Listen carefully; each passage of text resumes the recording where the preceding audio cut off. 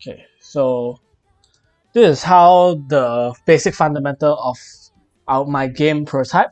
So first stage, stage 1, is the stage where the players will get to learn the basic fundamental of the game. So for example, like this one is stage 1 tutorial. So the players will learn the basic fundamental with two types of myth.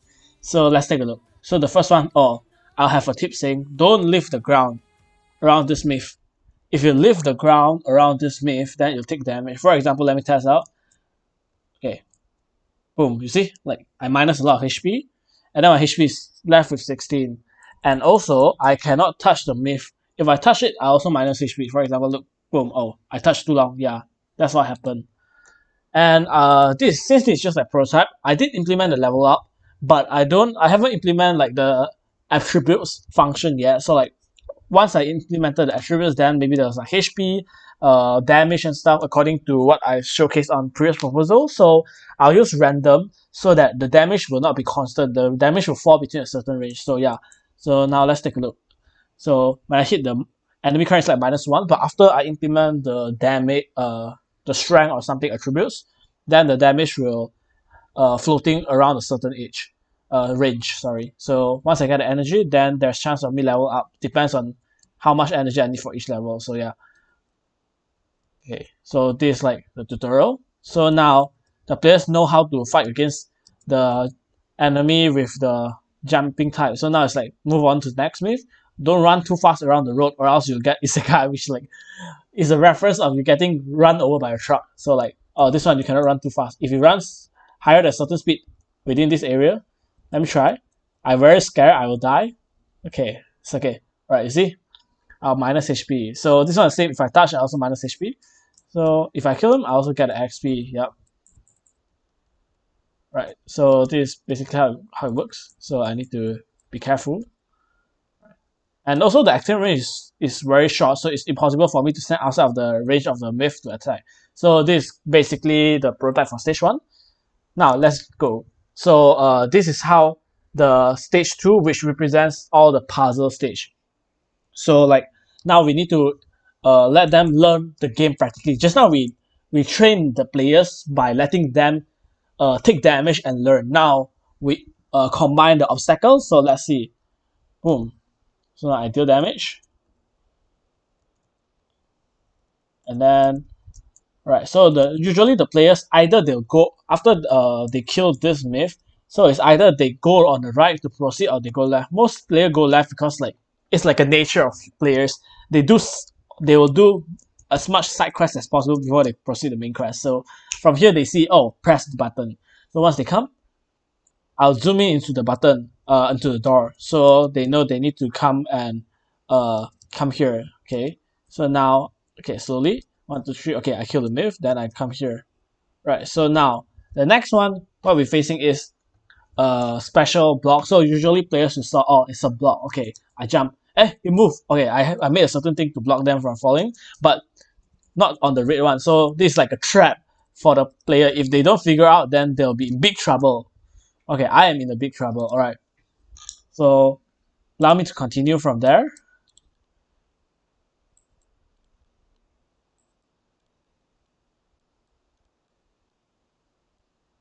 All right. So let me continue from here. All right. So continue on the puzzle stage. So the player need to like be careful so you won't fall out of the map, and then you need to know the timing of jumping so that you won't fall like me. Yeah. So basically, this requires the player to learn more about the game. So the game is isn't only about myth. There's also like a certain obstacle you need to get through. Okay. So once you jump, oh, okay, careful. You still remember this one? This aura is the myth which triggers if you jump around the range. So what I do, I don't jump. I go near and clear. Okay, so now let's move on onto our final boss fight. So for current boss, what I initially planned to is it will have every single ability of the myth. So like I'll use a random generator. So every 5 second pass, it will randomly activate a certain myth ability. So you need to be careful. Okay, right. So like for example, oh, the random states that is still using this one. So this one is cannot jump. Okay, be careful, change. Oh, this one is cannot move fast. Right. So I can deal damage. Of course, I'll implement more and more myths. So maybe some of the myths is like if you don't move or if you're within certain area, then you take damage, etc. So of course the player wouldn't be able to like so sure just stand there and then just like deal damage. It's impossible. So yeah. So the boss is pretty tanky as well.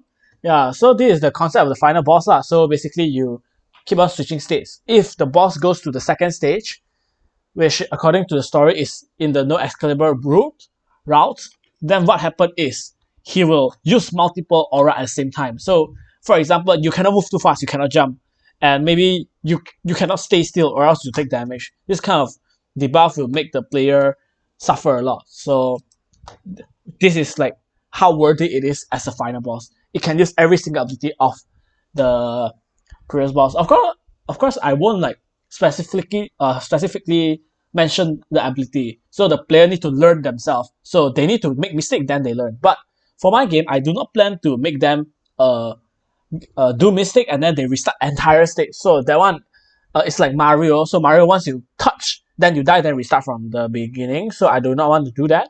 So I personally want to do something like Mega Man, I would say. So there's a checkpoint.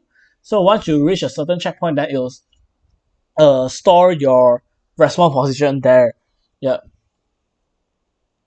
So I do not plan to limit the players on like how many times they can revive lah. So after I destroy it, this is like the huge XP. When I get a XP, boom, I level up again. Alright. I'm okay, yeah. So yeah. So basically this is my game prototype. Including the stage 1 introduction to the player, stage 2 puzzle, and stage 3 final boss. So the more type of myth I implement, then I'll come up with more and more puzzle stage for the players to get know of each of the myth behavior. Not like of course I won't spoon feeding them. So they'll just initially realize after I add the asset, they'll find out, why these monsters have different type of different type of appearance. Because currently it's just a red capsule with a square, so it looks like a mongoose. Yeah. But in the final, I mean not final, but after I implement an asset, then they can notify the significant difference between each and every one of the myth, so they can further recognize it. So of course there will be more and more types of puzzles for the players to experience, definitely. So like this is just like the introduction to the puzzle stage. So afterwards, the further stage there will be like more and more challenging stages, and then maybe they can have like two paths. You can go bottom or high or top. Then each path will make different myth and stuff. And then, of course, when you kill, you level up. You get attributes. Then the attributes you can assign the stats. So your HP will increase, and maybe your damage will increase as well. So of course, currently I set the final boss HP as 30, and definitely without a single doubt, the further I implement stuff into the game, the more HP the boss will get. Like, or the boss might scale according to the player's level or something. Cause like imagine if currently my character deal 1 damage and the boss 30 HP, so you need to hit 30 times. Imagine if the character deal like 60 to 70 damage by any, I mean like maybe, and then the boss is just like 200 HP, then 4 hit he die, you see. So there's a high chance I might just skill with the player. So if they overfarm, then they are the one who's getting into trouble. Yeah. Of course, I'll make the games balance, so I won't be too evil to make the players suffer. So, for example, I did not make anything like reading the player's input, then I react. I did not do that. So I do not want the player to learn in such a suffer way, because not everyone is suitable to suffer. Like the Soul series game, they suffer, they learn. But I do not want to apply that onto my game. So I want everyone to like enjoy, because like this is my first game. If I make until too suffer, then nobody can play. So yeah, so basically this is my introduction towards this game prototype. Yep.